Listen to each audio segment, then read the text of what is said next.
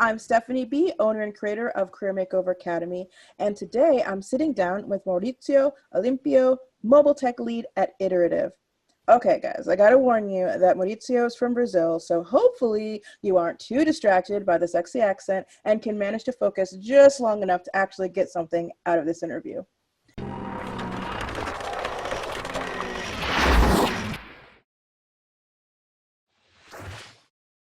Mauricio, hello. Thank you so much for joining us today. How are you? Hello, Stephanie.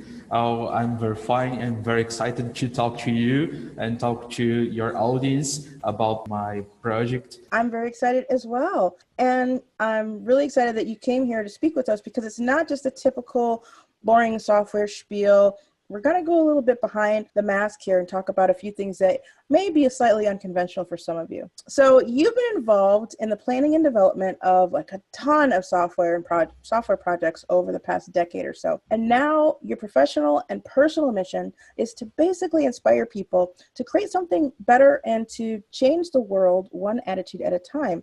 So my first question for you, if you choose to accept it, would you tell us a little bit about your most current project with Iterative and how it factors into your mission? My biggest challenge with this project at the moment is put the human in the center of the problem. We have many projects and many problems and many things to talk, to think, and every people imagine that the problem is on a feature or in a specific thing on the project. So sometimes I have a client that says something like, we have to change this button, or we have to change this color, or we have to change this flux. But the problem is not the button, the problem is not the color, the problem is you don't think in the person behind the problem.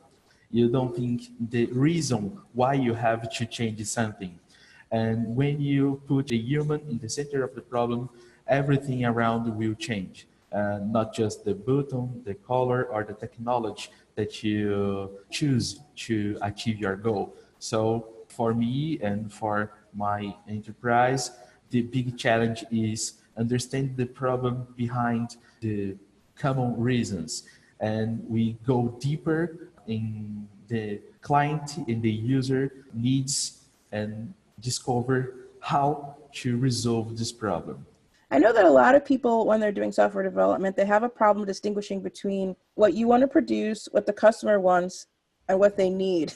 Because, I mean, a lot of times you think, oh, this is going to be amazing. This is solving a problem that I have. But in actuality, it's not a problem that enough of a market is interested in that you can actually create the product and make something sustainable. What kind of process do you go through in order to validate your products? For me, it's very common the client come to us and ask you something like, I need this, and I need the other thing, and I need this feature, and I need to do that.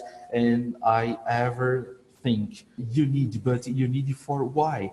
And who say to you that you need this? So we go to your future clients, or we go to the needs of these clients, and the method that we choose to validate this process, this product, and everything around is service design and design thinking.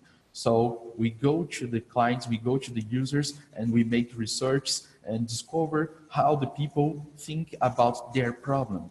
And when we discover how people thought about the problem and the relation of this person with the problem, we discover what the real problem, what the needs, and we discover how to resolve the problem. So the client comes to us with something different, and we resolve another thing. It's very common. They come to us with a problem, and we redesign the problem, we rethink the problem, and resolve in another thing. We change the project, we change the product, and about the needs of the clients and the users, not just what the client think that they need.